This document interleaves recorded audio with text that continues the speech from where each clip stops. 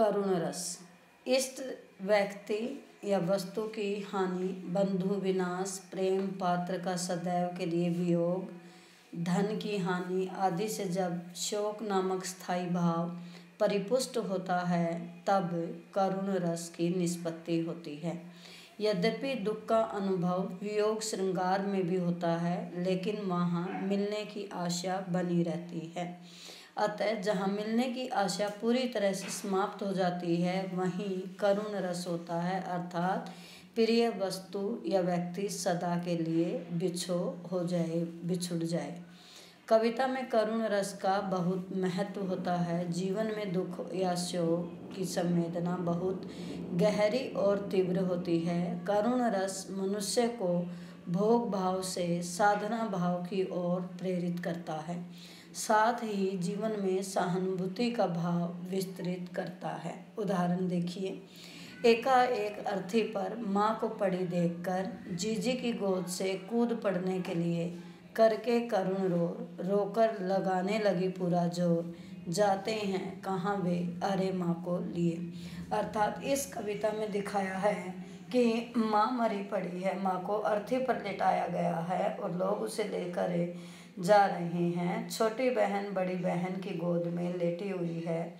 तभी छोटी बहन एकाएक चौंक पड़ती है कि उसकी माँ को अर्थी पर लेटाया गया है, तो माँ को अर्थी पर देखकर वह चौंक जाती है और जीजी की गोद से निकलने के लिए प्रयास करती है। करके करुण रोर कि बहुत रो कर चिल्लाकर कि करुणामयी भाव उत्पन्न करने वाला रोना। तो उस रोने को देखकर सभी के मन में करुणा का भाव जगता है, तो रोकर लगाने लगी पूरा जोर, जाते हैं कहाँ वे अरे माँ को लिए, कि ये लोग माँ को कहाँ लेकर जा रहे हैं यह सोचकर वह रोने लगती है और पूरा जोर लगाकर बहन की गोद से कूद पड़ने का प्रयास करती है।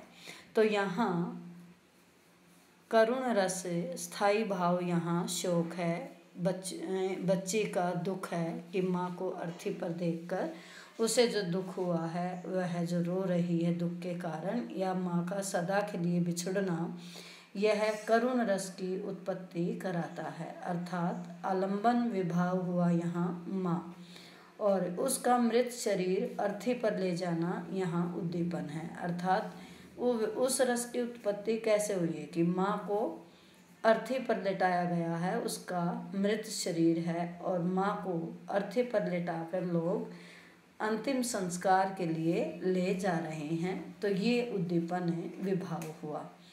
अनुभाव होगा कि उस बच्ची का रोना चिल्लाना प्रलाप करना, अर्थात बहन की गोद से निकल कर माँ के पास पहुँचने का प्रयास, रोना चिल्लाना छटपटाना, ये अनुभाव हैं। अर्थात अनुभाव कि जिसके मन में रस उत्पन्न होता है उसके शरीर पर क्या प्रतिक्रियाएं हुई हैं वो अनुभाव के अंतर्गत आते हैं। तो यहाँ छोटी लड़की माँ के पास जाने का प्रयास करती है, ये अनुभाव है। संचारी भाव इसमें आवेग है, दुख है, अश्रु है, तो ये जो हैं संचारी भाव हैं। तो इस तरह यहाँ करुण रस की उत्पत्ति हुई है। एक और उदाहरण दिया है, ध्यान से देखो।